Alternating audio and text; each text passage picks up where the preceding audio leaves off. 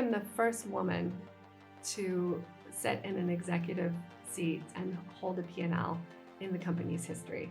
It's 118 years. Coming to Europe and coming into this position, I mean, it's a life changer. So I've had to learn so much.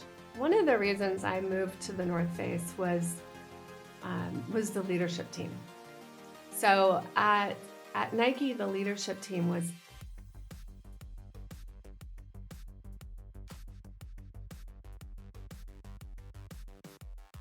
In this Sports and Outdoor Mentors episode, I chat with Liz Wilson, the General Manager of Softgoods for the Rossignol Group. Liz has spent 30 years leading product creation teams in some of the biggest and most iconic brands in the sports and outdoor sectors, including Nike and the North Face. Her experience in building world-class products and leading world-class product creation teams is truly impressive. So if you want to learn the secrets of her impressive career, keep listening, and if you enjoy the episode, please leave us a review. So Liz, 13 years with Nike, 6 years with the North Face, 6 years with Outdoor Research, a couple of years with Royal Robbins, a year with Oakley, and now 2 and ongoing years with Rossignol, and I'm sure many more. So, you look at your resume, you look at your LinkedIn profile, and it's like a dream career. I mean, something that many people would dream of in terms of the roles that you've had with the brands that you've had. But of course, we all know that resumes and LinkedIn profiles only tell one side of the story, and usually the positive side. So I'm interested, looking back over your career, what's been the biggest challenge that you've had to face in your career? So yes, I've had an amazing career, and really that career has been a culmination of my perseverance to rise through the organizations, but also into a leadership position. So I've been very focused in my goal. And you might say, well, that's something that maybe came easy, but it was actually something that came really, really hard. And it's been years and years of hard work and sacrifice and focus to really get where I am. And that's because I didn't know how to do it in the beginning. There was no roadmap. I was the first person in my family, on my mother's side of the family, to go to college. I had no assistance on how to do it, where to go, how to take tests. As many great merchants will tell you, that the industry is full of ADHD. Yep. And we use it a bit as our superpower. So, for me, I really had to figure it out on my own. I didn't know what I wanted to.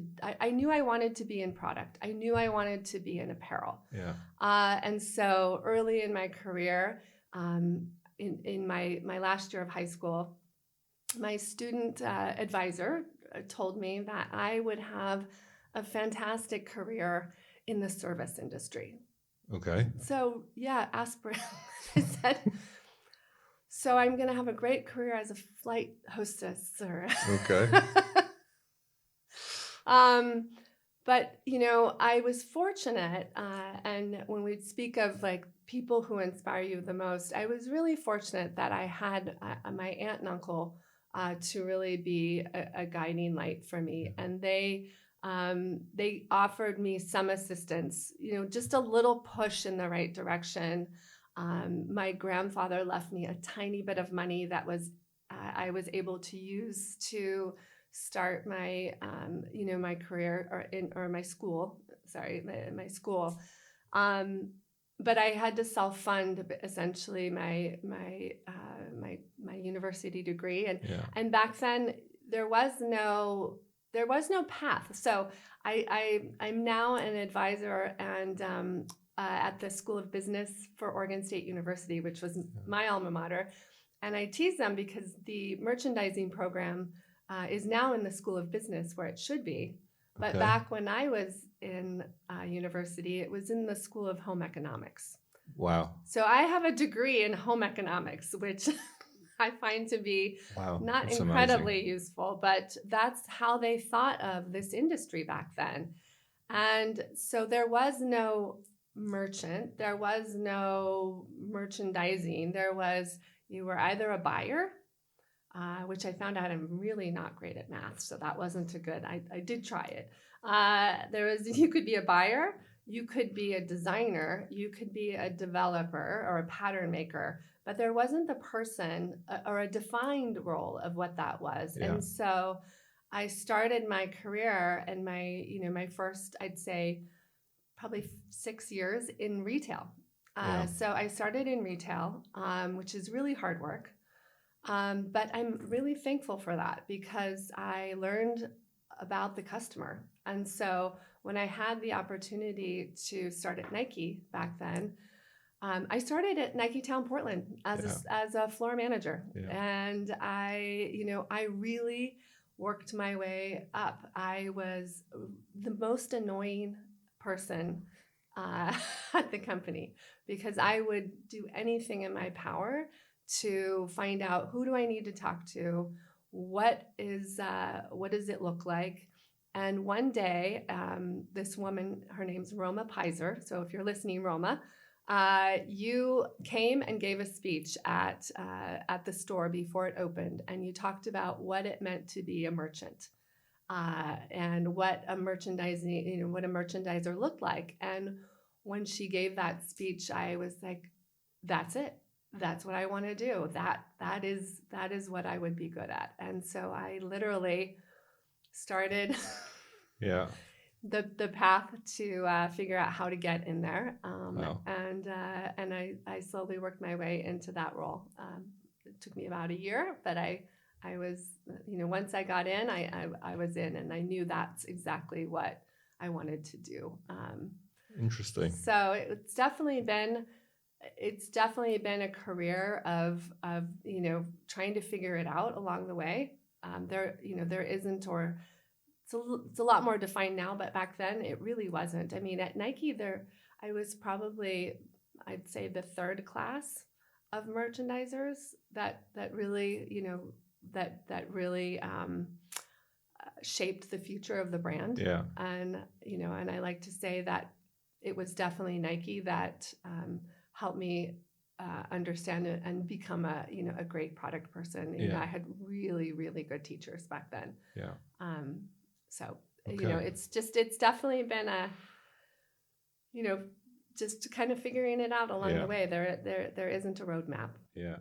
So when you were studying home economics, Yes. and that were you at that time you were already kind of working in Nike in the store, or did that come afterwards? No, way after. So Okay. I didn't actually start at Nike until I was in my late 20s. Okay. Mid to late 20s. Okay. So I spent my first, I'd say, first 6 years. So I worked at Victoria's Secret Yeah. back when it was still privately owned, and then transitioned to limited. So I learned about how to plan a floor, the whole planogram of merchandising and making a store beautiful. I then worked at Victoria's Secret, then to Saks Fifth Avenue. Okay. Yeah. And I thought for sure I would end up moving to New York and becoming a buyer and, that life. And I realized that wasn't really what I wanted to do. Yeah. So Yeah. then I moved to Nike. A friend worked there, and I really wanted to get into Nike. So Okay. she helped me get into the retail store. In fact, we're still friends. Okay. Yeah. Cool. So it's fun to look back at those people who started with you in the industry and who are still with you. Yeah. You said there that you had the desire to move into let's say the apparel, the merchant business, but what was it that drove that? Was there something earlier on in your kind of life that you happened to be passionate about apparel or textiles or merchandising, or? I loved clothes. Okay. And that came from my grandmother. So when I was, my grandmother on my father's side was a very glamorous woman. She was very petite and small. But she always had a set of pearls. She always had a cashmere cardigan twin set and little pedal pushers, and always with a cigarette and a crystal glass of scotch. So not necessarily very much a madman kind of. Yeah, absolutely. That's exactly what I was thinking. Exactly, very and red lipstick. Yeah. And she died quite young when I was quite young, and so I just have this memory of her though, and she took me shopping when I was young a couple of times, and literally as a 4-year-old, that is so, and kind of 4, 5, 6 is so imprinted and burned in my head as this memory of just the best time of my life, where she would take me to this store called Younglands in Portland, Oregon. It's not there anymore, but it was like a kid's dream. There were slides that went into the dressing rooms. They had granimals, right? So you could match your zebra top with your zebra pants. Wow. So I think that's where I started at my merchant brain. Yeah. And then afterwards, we would go to Henry Teeley's, which was a Portland institution. Okay. And I would have a Shirley Temple, and she would have a Scotch. And it was just, I think, one of the best memories of my life. And so that, and then her sister, so my great aunt, I guess, was a buyer at Meyer and Frank. Okay. And so I think it's just literally in my blood. Yeah. And she was one of the first, women to have a career and a family, which was very uncommon back then. Yeah. So I had these 2 glamorous sisters on my father's side that I didn't see that often, but were this, like, literally like this shining light that I went to. Okay.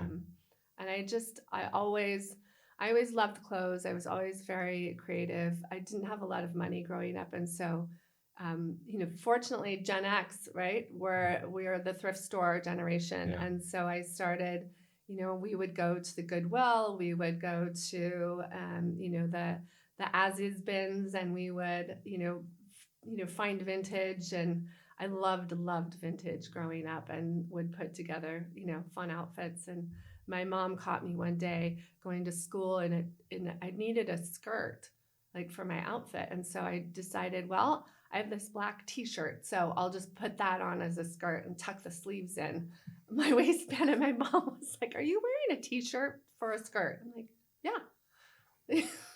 Why not? Why not? Exactly. Okay. Wow. Yeah. Okay. Interesting. Yeah.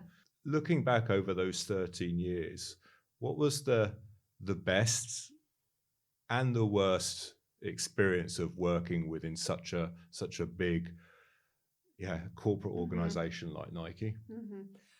So, I think many people will say this about their times in different, companies, but I do believe that I was there during the best years. Yeah. So I started in product my first job in product was in 1999, 2000. So, and I started in apparel marketing services, which was the division that created a custom-made product for the athletes. Okay. Cool. So my first job was kitting out the most famous athletes in the world and really having, like, direct contact with them.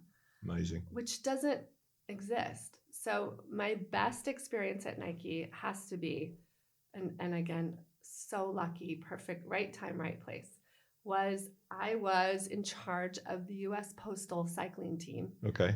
Yeah. And Lance Armstrong. Wow. The first year that Nike sponsored. Wow. U.S. Postal. So that was the 2000 Tour de France. And I worked on their uniforms, and it was a really, really hard project. Lots of sponsors, cycling kits. It was all made in Italy at this very small factory. Plus, you had, working with Lance's and the U.S. Postal teams, sponsors. So their sponsors, but also their the management company. And at that time, cycling in the U.S. was just not that popular, and nor was it that popular within Nike. And so it was kind of this quiet project off to the side. Yeah. And right before I was moving into my next role, I was called by the sponsors and said, "Hey, Liz, no one has signed up for the sponsor tour at the event. No one has signed up to come to the Tour de France from Nike, and it's a sponsors tour. It's free." And they said, "You should come because you've done all the work." And I said, "You're right. I should come." And so I went to my boss, young. I go to my boss. I said, "Hey, I just got invited to go to the tour." And she said, "How much will it cost?" I'm like, "Nothing." And she said, "Great, go." And I said, "Okay." She's like, "And take Heather, who is going to replace you, with you so that she can meet the team and meet Lance, and you guys can have an easier transition." I'm like, "Done." So Amazing. Heather and I, who we're in our mid-20s, we go to Europe. We fly in, and the first stop on the tour is Lausanne, Switzerland, and we show up at the hotel, which is this unbelievable. I mean, even to today's standard, Yeah. I would be in awe. Yeah. This beautiful chateau overlooking the lake, Lake Lausanne, and our opening ceremony dinner is at the Olympic Museum Wow. with the head of the IOC as the speaker. And so we show up, and everyone starts introducing themselves.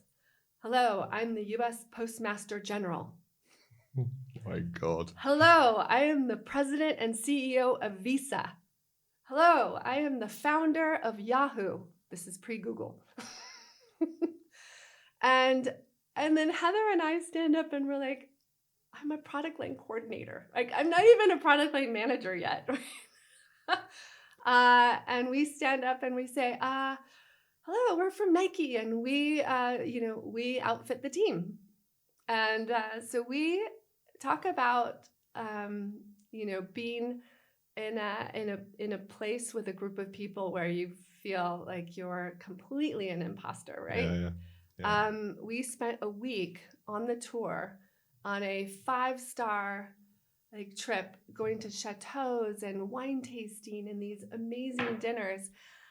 And that year, and then cordoned off areas Yeah. on the race, and then with the finale. So we were at the finish line when Lance and U.S. Postal won the race. Wow. And the celebratory evening was emceed by Robin Williams, Wow. who was a personal friend of Lance Armstrong and just hung out with us for the whole night. It was an unbelievable event that was never ever given to a level at ours in the future. Yeah, right? I would imagine. Yeah. So when they found out what we had actually done and what we'd been exposed to, it was a executive level trip. What an in the amazing future. experience. But to think that was something that we were able to do back then, it was an unbelievable experience. So Yeah. definitely one of the most exciting and memorable opportunities that I had. I'm And I sure. got to drive the U.S. Postal car, and we met with Lance, we met with the team, we worked on the uniforms, we talked to them about what was working, not working, and we literally hand delivered some of the goods to the teams. But Amazing. it was quite an event. So I bet. I think that was, and that wasn't the only time I had that type of exposure. I worked with Serena Williams and Maria Sharapova on tennis, Yeah. and sat in their bedrooms, worked on the line with them and the designer. So you're at that time, and I'm sure even today, but at that time, the availability and exposure that you had to these world-class athletes at a pretty low level of a position was quite phenomenal. Yeah. And I think that most people wouldn't believe that you have that level of exposure. Yeah. And so I think that for me really kind of helped.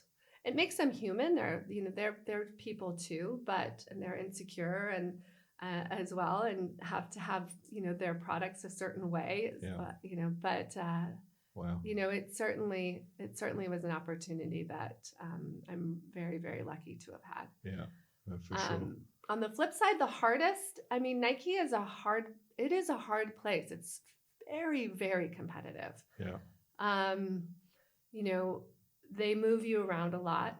You don't get a lot of say into where you're going to go, which can be frustrating and difficult. But I think the hardest part, and why I ultimately left Nike, was that once you reach a certain point, right? It's almost easy to excel to a certain point. Okay.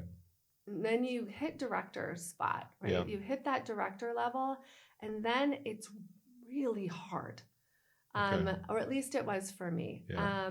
Because again, I didn't know what to do, right? I oftentimes, I'm just kind of making it up as it goes along. Yeah.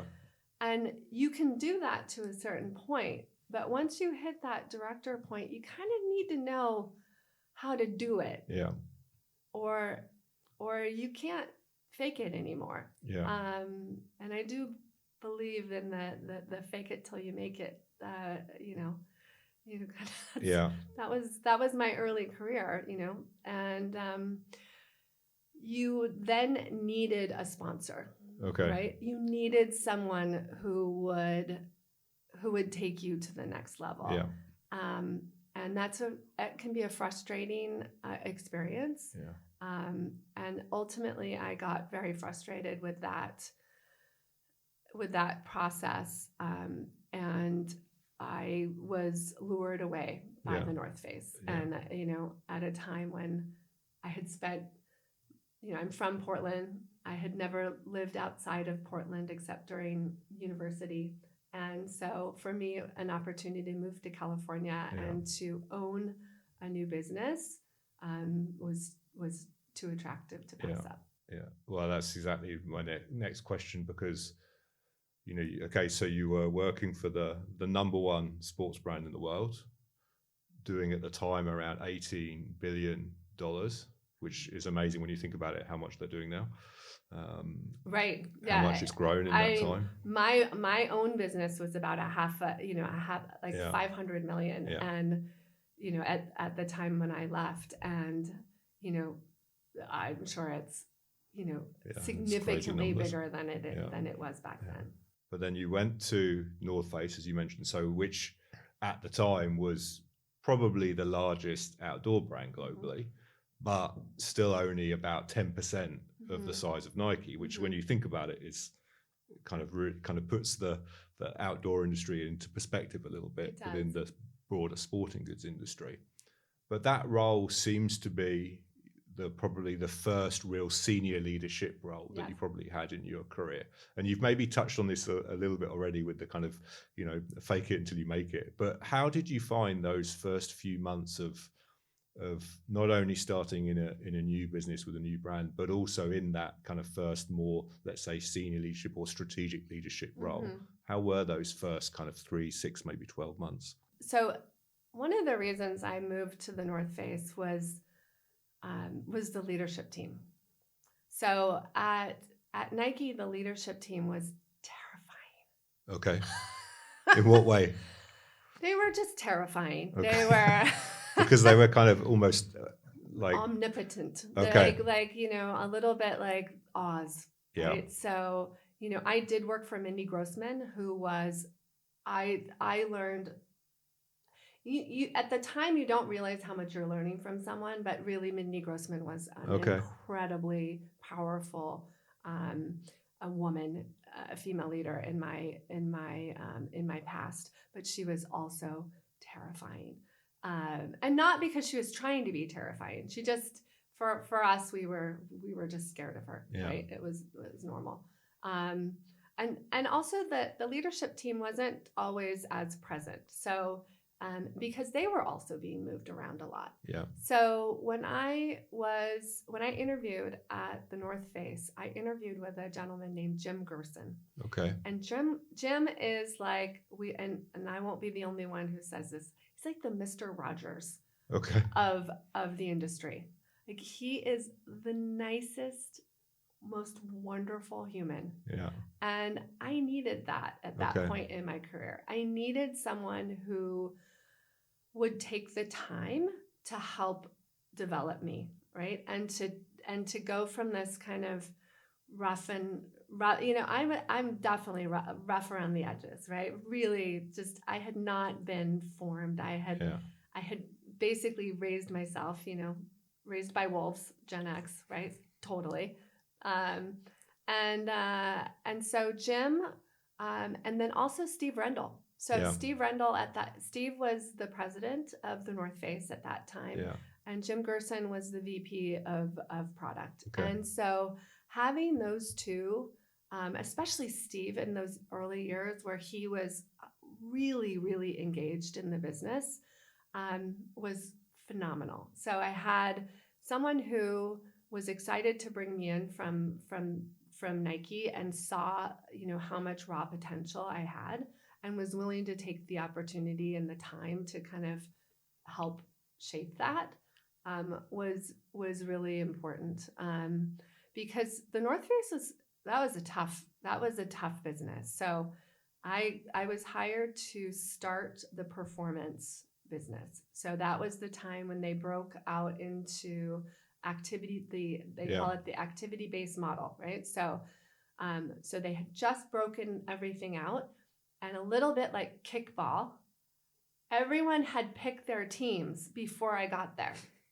Yeah. Okay. And I got there and I got everybody else. Okay. Now, one of the things that I'm really, really good at is recognizing talent and developing talent myself. And so I had some really good raw talent on that team. Yeah. That maybe others hadn't recognized, or didn't, I have Josh Bridgman, if you're watching this, I love watching him, he's still with VF and is quite senior. But Josh was, on my development side. He was incredible raw talent at that time. And so I was lucky to have a few people who were really, really good, who just needed some product guidance. And they basically gave me the keys to the kingdom and said, go figure it out.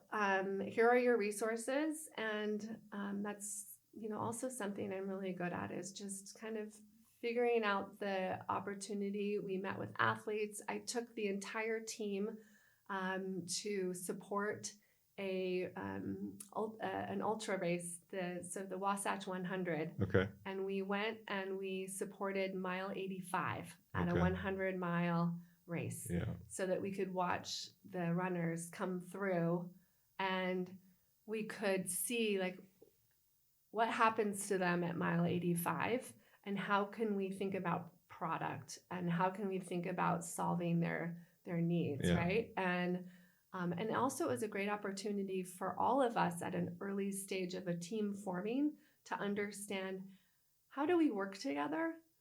Where are our weak links maybe? Yeah. Right. And that was it was a good opportunity for me to be able to see, how they work together, where were the holes, in the organization, where did we need, more strength, or, who was working well together, who wasn't, who snuck off and hid in the tent all night while we, cheered people on and made breakfast at 4:00 in the morning. So it was not only good for me to see it, but it was good for the team to see, like, oh, that person isn't helping, isn't. And so when I need something from that person, maybe they're not going to be there for me. So then that person ultimately left the team, and we replaced them with someone, who was an inspiration. Yeah. So interesting. And another I already touched on this, but another change, obviously moving from Nike to North Face, is just the size, the scale of the business and the organization. Because, Absolutely. like I said, starting with the biggest, I guess it was only going to get smaller, but how that must have been quite. Was it kind of like somehow a culture shock, or how did you find that Absolutely. transition? So I went from. It's funny. I started at the top and have continuously worked my way down. I've never quite gotten back to where I was in the beginning. So I left a beautiful office that looked out on the lake. Yeah. Yeah. And I moved into a desk in a warehouse in San Leandro. Wow. Okay. Yeah. So at the time I moved to the North Face, this is 2008. The market's about to crash. Yeah. Remember that? Yeah. And I moved at the time the North Face. So it was 800 million when I joined, and still in the warehouse that they had been in for the past 10 years.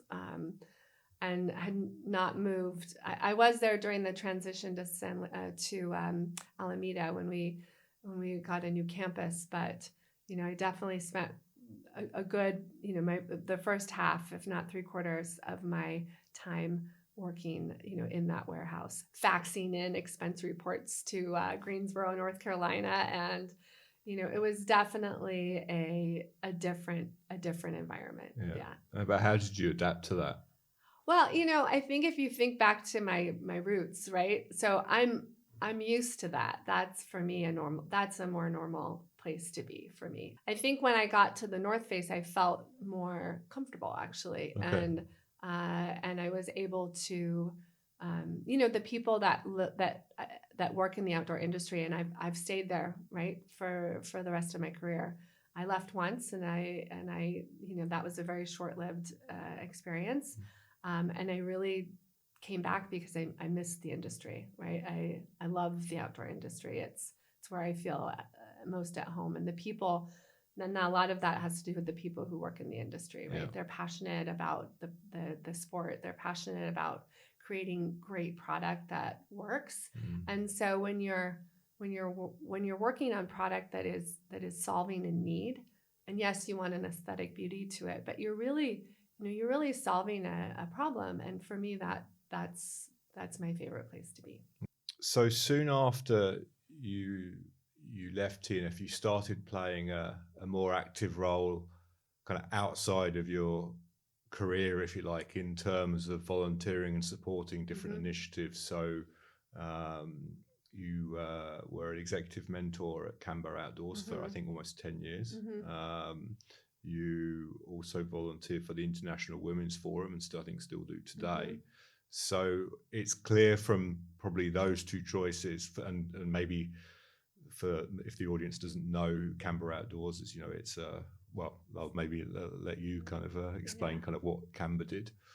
Yeah. So while I was at the North Face, I became very active in both public lands as well as in giving back. Right. So I joined the board of directors for the Wilderness Land Trust, which is an organization still very active that its sole mission is to take the inholdings that are within wilderness and purchase that land, facilitate the purchase of that land, and then transfer that land back to the public. Yeah. Right. So that's all they do.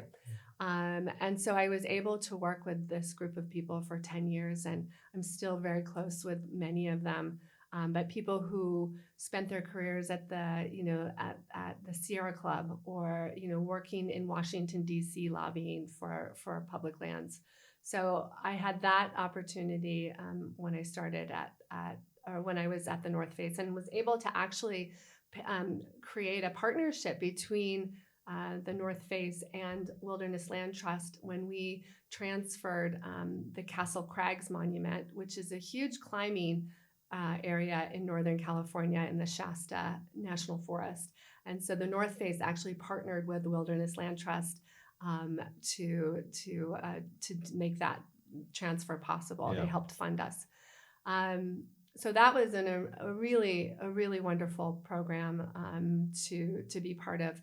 And then at the same time, and mentorship was non-existent in my career. It just didn't happen. There was no mentorship program. There maybe informal, casual. I had mentioned when I was at Nike, you needed a sponsor. Yeah. That was about as far as it went, right? And so I met this woman while I was at the North Face. Her name's Ann Kerchak.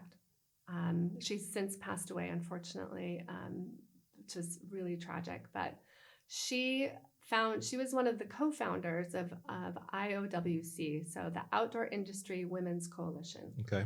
which was the original Camber. Okay. So Camber eventually morphed into Camber later, and Ann Kerchak founded the mentorship program. Okay. And the North Face actually funded that for the majority of its existence. And so Anne introduced me early on to this organization, and she was my first mentor. She helped me really navigate a very, very male dominated industry. Yeah. At that time, we're talking, mid 2000s, right? And I would, go to Europe, and this unfortunately is still the case, especially in Europe. I would come to a meeting with doing a North Face global event, and I would be the only woman in the room, and still sometimes the only woman in the room. But she helped me with that because it's hard. It's hard to be a woman and the only woman in the room. There were a few other female leaders at the time, which was very, which was great, but we each were responsible for different parts of the business, and so we weren't always together. And so Anne helped me kind of channel my energy and my focus, and to kind of take gender out of the equation. And so and just be a leader, Yeah. and just be a person, Yeah. right? And to stop worrying about whether or not I was the only woman or there were all men, but to just really, have that power and hold it as my own. Yeah. And kind of get rid of that distraction. Yeah. And that has been how I've lived my, the rest of my career. So I have Anne to thank for that. And then Anne got me involved in Camber.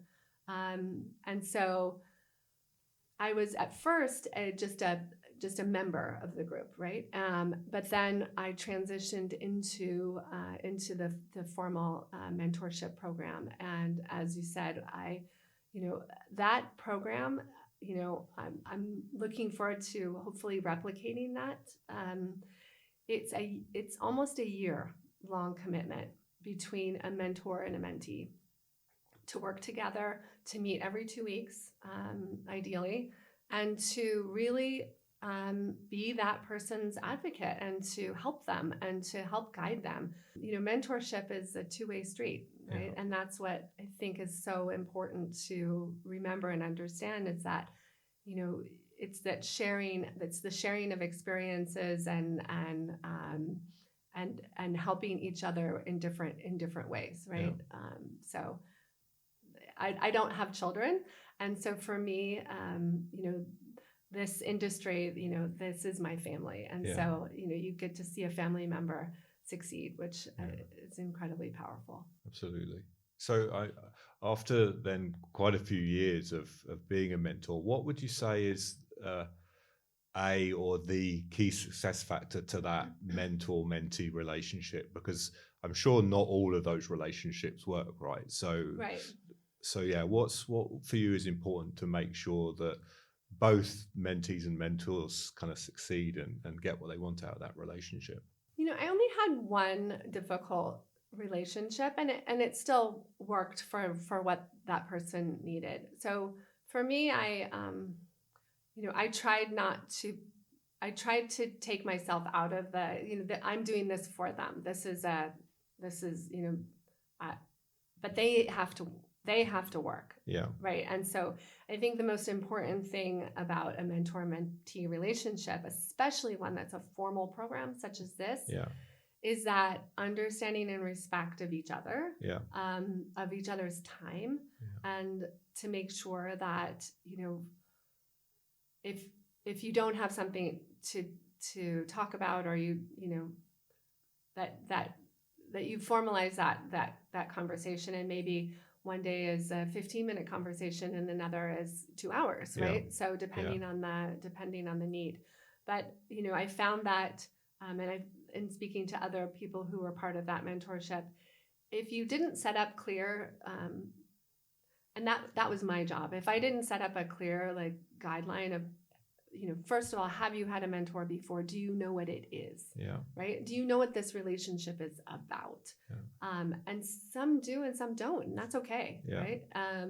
And so kind of explaining the difference between a mentor and someone who's your champion, right? Yeah. Because they're different. Yeah. And maybe the same person can do both, Sure. of course. Yeah. But you're if you want to sponsor, that's one thing, and if you want to mentor, that's another thing. And again, there can be some crossover, but you have to understand that a mentor is there to help. And if you don't also want to accept the information and the advice, and I'm not saying that everything had to be done, but if you're not willing to put the work in, and then it didn't work. Right.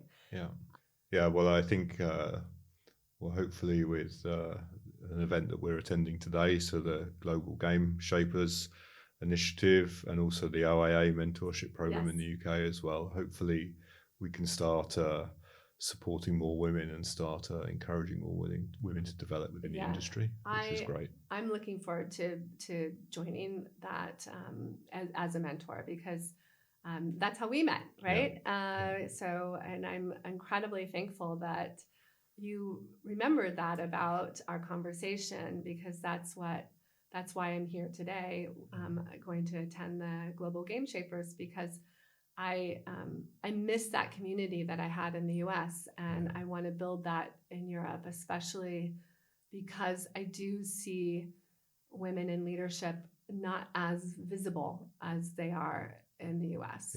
And sometimes you think it's actually, it can be a surprise, because you think of Europe as a bit more progressive in so many areas, but that is one area that there's a lot of opportunities.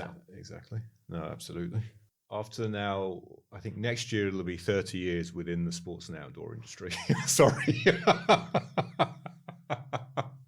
But I think it was 1997. No, I think you started 97. At Nike. 97, so okay, so no, there's a couple of years to go. But anyway, it's close. Thanks. It's close. Sorry, Thank this cut.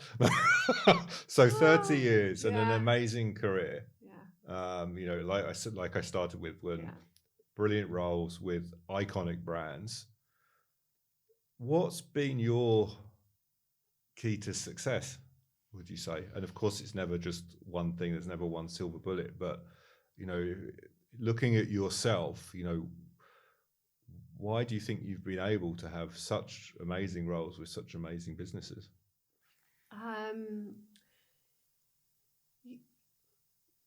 I think that's because I really I think about it from the customer, right? So I was, again, incredibly lucky, fortunate, however you want to call it, to be at Nike during the early years, and I also attribute that to my time at retail, right? So maybe while I was in retail management, I thought I was in the seventh level of hell, but looking back on that, and then my time at Nike, those two connections, I think, are part of my success, because I always hold the customer right in front. Yeah. And I don't think a lot of people do, or not as many as should. Mhm. And if you think about that, you're not making it for you, you're making it for the customer, right? You're making it for a person who is going to run a race or climb a mountain or, or go on a camping trip with their family. You think about how they're going to use it, why they're going to use it, and then connecting that back to desire. Right? So people buy products that they love, right? Mm. One of my favorite quotes is, when we talk about demographics and age and, oh, we want a younger customer. No one gets dressed in the morning and thinks, I want to look old and outdated. No One would hope. No, I mean, really, people, and so if you think about, like, I want to create, I want product to be inspiring. I want people to feel good in it. I want them to feel like they're powerful, right? And I think that's also being aware of what I'm good at too. And so staying in the sport industry, not trying to get into fashion, right? Where it's about, do I like that sleeve or is that color pretty? But to, staying in performance. I love the technologies and the materials and so I'm a truly, and I think that's the other reason I love product. Like, I love it. It still gets me excited. I still love kicking a season off. I still love sales meeting, and presenting the line to our sales forces. And so I think it's that love, like that really passionate core love of product and that core love of the customer, together. And then my third, the third leg on the stool is people. I love working with people, and I love developing and inspiring people. I love, I'm much more of a charismatic leader, and I love to inspire people. I love to see a twinkle in their eye, and I hate video calls because for me the worst thing that ever happened was Teams meetings, and yes, they're incredibly efficient but I feed off of the energy of others, and so when I have to do a presentation on a screen, it's really, really very challenging for me. And how, obviously, so now just over 2.5 years ago, or around 2.5 years ago, you joined Rossignol to lead their Softgoods business. Yes.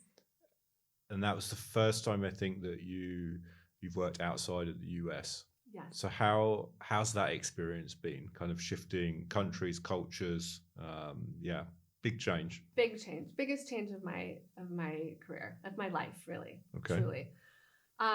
So one of the things that I am very, very proud of is, and very thankful of our CEO, Vincent Waters, sought out a person like me. So when he was looking for the next general manager for Softgoods, he really wanted to find someone who had a background that is similar to me, and I am the first woman to sit in an executive seat and hold a P&L in the company's history. It's 118 years. So it's also, It's got to start somewhere, right? That's good that it started. It started, and Vincent wanted that to start, right? And so that for me is such a vote of confidence as well. So you come in, it's a little bit like my earlier story with Jim Gerson. It's coming into a place where someone has said, I want a person like Liz. And that already sets you up to succeed, right? I mean, you still have to come to the party and and show up and really, do what you're supposed to do. But when you have somebody already there on your side, it's incredibly powerful, which is also the mentorship part. That's my give back, right? So I think that coming to Europe and coming into this position, I mean, it's a life changer. So I've had to learn so much. I've had to learn to slow down my speech, slow down my speed. I have to be incredibly self-aware that sometimes I terrify people. I find that quite hard to believe, but yeah, maybe for a Brit, it's maybe a little bit easier. And I've worked with a lot of US I think companies. The Italians and the French sometimes don't know quite what to think of me, and that's okay. I've tried to introduce, I've tried to introduce them to Ted Lasso. Yeah. Because I am a bit of a Ted Lasso. Yeah, I can see that. Yeah. And they, in fact, my core message at our last sales meeting was believe. But not everybody gets it. So I think that for me, I've had to completely adapt the way I speak, the way I show up, and to calm it down a little bit. So definitely slow it down. Mm. So when I speak with non-English speakers, I don't just talk louder. But I slow down. Yeah. I also found out that Americans have tons of sayings, right? Yeah. That and idioms that no one else understands. No, exactly. And my first meeting, I told the Italian team, I said, I feel like we're just throwing spaghetti against the wall to see what will stick. And the look on their faces, I will never forget. Yeah, I mean, it was almost a good attempt to be culturally relevant with spaghetti. But yeah. The look of shock and horror on their faces and confusion of like, what is happening? Why would you do that? And I got 0% understand that. So literally not one person in that group of people understood what I was talking about. So then for me, that was the first sign that, okay, I need to stop that. They don't understand when the tail wags the dog, or throwing spaghetti, or so I've had to really temper that. I've also had to really become more aware of cultural differences, because the U.S. is, it's a melting pot of different cultures, different people, different,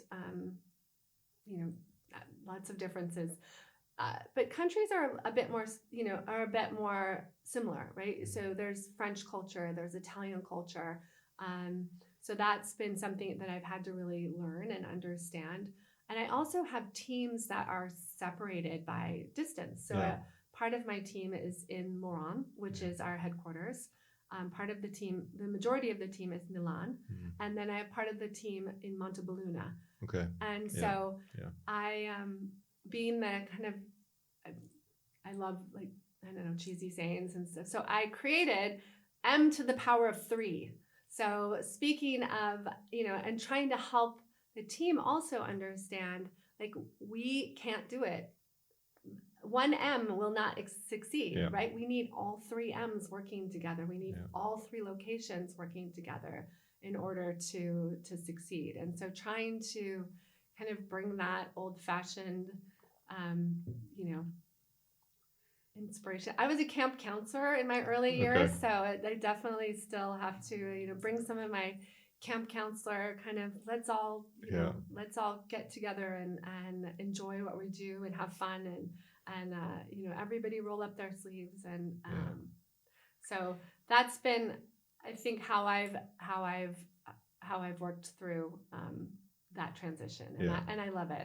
I tell people I feel like I've found my, like, where I'm supposed to be, and I don't want to go back. Okay. So what's the the most enjoyable, but also the least enjoyable part of your role as a leader, not specifically with what you're doing today, but it could be, but just generally as a leader of people in a business? What do you love to do the most, and what's the thing where you're like, I can do that this afternoon? Because we all have them, right? We do. Yeah. The thing that my least enjoyable, I mean, and this is going to sound like a packed answer, but I hate making decisions that impact people in a negative way, right? And business is really tough right now for all of us. And we're, and so the thing I like the least is taking my focus away from where my superpower is and where I'm, where I love that, creating product and creating businesses and developing people and taking that energy and funneling it into, how do we make the month? How do we continue to operate? How do we, I love the challenge. I love the challenge of developing a new business. And it's not that, it's the hard work of like, we just had somebody leave on the team, do we have the budget to replace that person? Or am I going to have a hard conversation with somebody and ask them to do more than their job because we need to wait to fund that role? So those are the things that I hate doing, right? And and I mean they're necessary. I have to do them, but they're certainly not my favorite part of the job. Telling somebody that they can't hire a backfill, that when I know they critically need it, that's terrible, right? That's not fun. Or having to make a decision and cut people, like that also. That's thankfully I haven't had to do that for a while. Yeah. Okay. And then what I best, I mean, when we have great wins, we just launched footwear as a brand, which is such a huge project. So we've launched into trail running, and I mean, talk about a team effort, and really just very few resources, but a lot of great talent, and it's working. Like people are responding, and we're getting strong sell-throughs. The customer is responding to the product. The buyers are responding because the customer is responding, right? So celebrating wins and being able to celebrate that as a team, that's my absolute favorite, no matter what you're working on. What's the most valuable piece of advice you've ever been given? Lindsay Hayes, if you're listening. I know Lindsay. Do you know? Yes. Lindsay Hayes, when I was in my first job as a product line manager, I was in ACG, all conditions gear, and I was in my first Europe meeting. So full circle, right? Now I'm sitting here in Europe, but I was sitting at the table, and she said to me, "Shut your mouth, open your ears." Best advice ever, especially when dealing with sales, right? And so I've always had a very, very strong relationship with sales. I'm a bit of a salesperson myself, but really? But I love, they're out in the front line, and so they know what the buyers are saying. They, in many cases, know what the customers are saying, and so she taught me to stop trying to get my opinion or my thoughts across the table, and to shut it and listen to what they're saying. And so I've carried that. That was, in 2000, I think I got, when I worked with Lindsay, and she was an incredibly powerful female, I wouldn't say a formal mentor, but somebody who I looked up to and who really inspired me and gave me some great advice along the way. Absolutely. Great. So thinking a bit more about the industry, looking ahead to the next, 3-5 years, what's the biggest challenge you think that we have to address as an industry? Supply chain. I recently spoke at the Summit for Sustainable Organizations at University of Oregon in May, which was a really wonderful experience. And I sent them a list of topics that I could speak on. Right, so I can talk about being the first female leader in an organization. I can talk about taking a 118-year-old heritage brand and transitioning it to 4 seasons, which is what we're doing right now at Rossignol. Or I can talk about tariffs and the impact of tariffs on this industry. And they came back and they said, please talk about tariffs. And so for me, when a business school is asking you to speak about that topic, how, and this was in May, so it was really raw and fresh.